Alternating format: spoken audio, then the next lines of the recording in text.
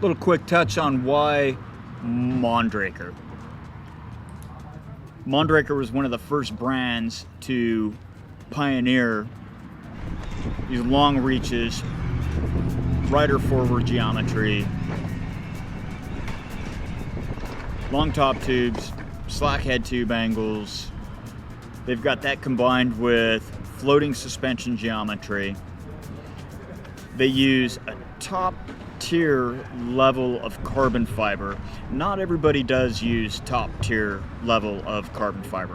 What does that ultimately mean? These bikes have an element of crispness and vibrance from the carbon fiber technology. From an artisan standpoint, they have beautiful lines on them. That's generally a secondary thought, but you can't help notice the unique lines on these bikes. There's a lot of bikes that all look the same these days. This is not one of them. That zero geometry has a floating lower pivot, and the upper pivot floats as well. I think. Fuck, I'm gonna be honest, I really have no idea how the zero geometry works, but it's fucking rad. Zero suspension has the shock active on both the bottom and the top of the shock. Most shocks have a fixed lower pivot and is only driven from the top on a vertically mounted shock. What that actually means is you have a very supple, compliant bike on small frequency hits, but the way they have their telemetry on these frames, it ends up being an extremely efficient pedaling bike, which is really heightened when they put it on an e-bike platform. Lots of times e-bikes paired up with regular pedal bike suspension, lots of times what you'll get is you'll get a much firmer ride because of the power that's driving through the drivetrain actually locks out the suspension on a lot of normal pedal bike platforms. This zero suspension platform, it remains its neutral, supple, fluid pedaling dynamics. All right, on the Crafty e-bikes, they're offered with a 160 platform up front or a 170 platform. I have ridden the bike in both formats. 160 format gives the bike actually a quick handling feel, and if you're looking for more of a trail bike feel, you're doing lower speed stuff, you're doing tighter stuff, depending on how you're riding. If you're looking for more of a trail bike feel, 160 format will be good to go. A lot of bikes that have dual suspension setups where you can run it as a 160 or a 170, one feels right, and well, one feels less than right. On these bikes in particular, the 160 feels very fluid and at home. It's got a high speed threshold, but fast handling, excellent low speed capabilities, excellent tight trail capabilities. In the 170 format, the fast handling turns into neutral handling at low speeds, and you open up a whole nother range in terms of a bike that it's going to be hard pressed to reach the speed capability of this bike. One of the neat things on the BOSCH power platform is when you reach speed, these things cut out at 20 miles an hour, and when you reach the speed cutoff on these bikes, some e-bike motors, boy, it feels like you hit a wall. On this bike, you can easily just keep pedaling past that if you're on steeper terrain. The bike keeps going. It doesn't feel as light and vibrant as a pedal bike will, but as far as to exceed the motor speed capacity and just run it on the bicycle, you can definitely do that on this. And if you're doing higher speed descents, you're looking for a bike that doesn't have a speed threshold, 170 is a great way to go. And one of the nice things again on that 170 platform is your fast handling low speed turns into neutral handling low speed It's quite impressive. You don't lose your low speed capabilities on that. On the powertrain, these bikes use the BOSCH CX Gen 4 powertrain. Some of the merits on that, there's a lot of good e-bike motors out there. On the BOSCH in particular, this is a company that has widespread distribution on a multiple of brands. And what that ends up meaning for the consumer is you've got multiple teams developing these motors outside of the BOSCH network, all feeding into the BOSCH network, adding refinements to these motors. This motor you can pair it, there's BOSCH app, and you can do updates on it. Aftermarket support on BOSCH system is world class. With the multitude of brands that use BOSCH motor, what that equals in terms of should there be issues, mishaps, parts replacement, the aftermarket support on this company in particular is super, super strong.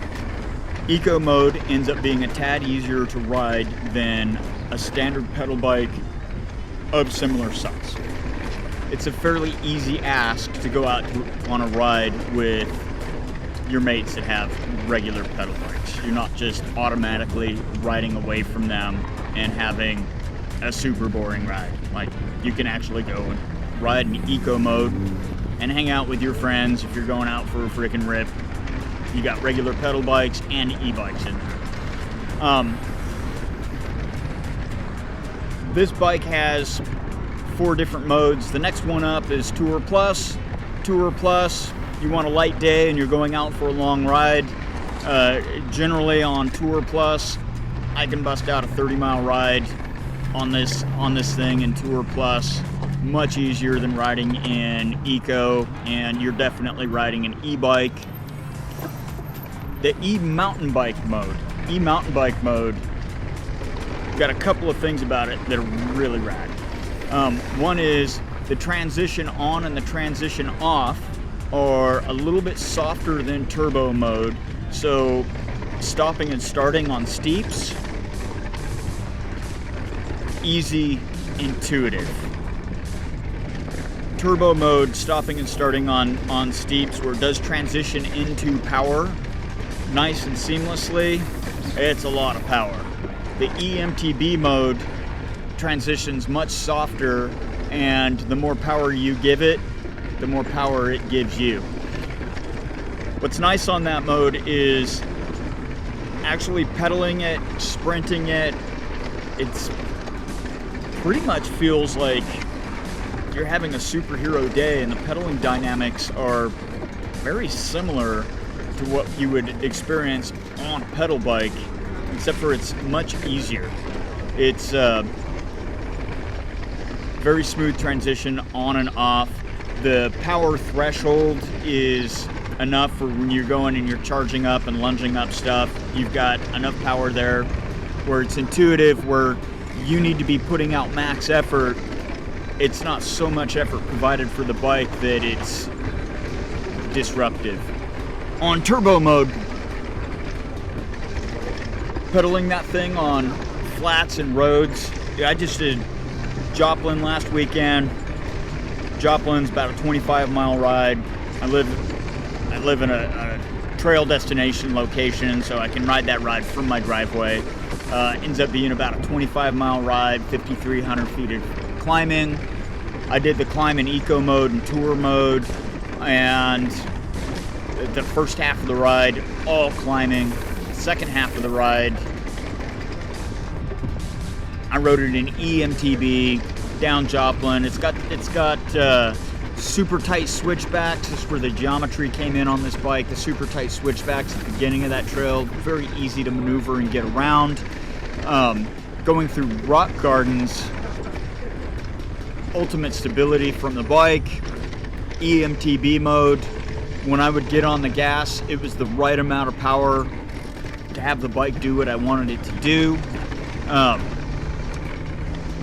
Literally, I have a 8-mile ride back to my house on the asphalt. Tired after a ride like that, turbo mode, easy spin, and I still had enough gas in the tank to do the rest of my adult day and run errands, grocery shopping, all the things that we all got to do on the weekend. You know, transitioning into why I enjoy riding this bike. I enjoy riding this bike because I prefer to do generally larger, more rugged solo rides, backcountry trails, enduro type trails, definitely less traveled trails, and the range on this bike and the actual feel, pedal dynamic, and handling of this bike makes those rides super enjoyable to do. Going and doing 25-mile elevation gain day rides, it's taxing, but truth be had, that's what I would rather do on my Saturday than go out for a short little rip. But riding this bike and having a bike like this allows me to do larger, what I term is larger backcountry epic rides, and have enough gas in the tank where I don't need to spend the rest of the day on the couch recovering, and I still have plenty of gas in the tank to go and do activities the next day. It's not like the one big ride I'm going to do for the weekend. It turns my epic Saturday ride into the output of a normal after work rip, but I've just covered a lot of ground and a lot of nice steep aggressive trails, and that's part of where I enjoy riding a bike like that.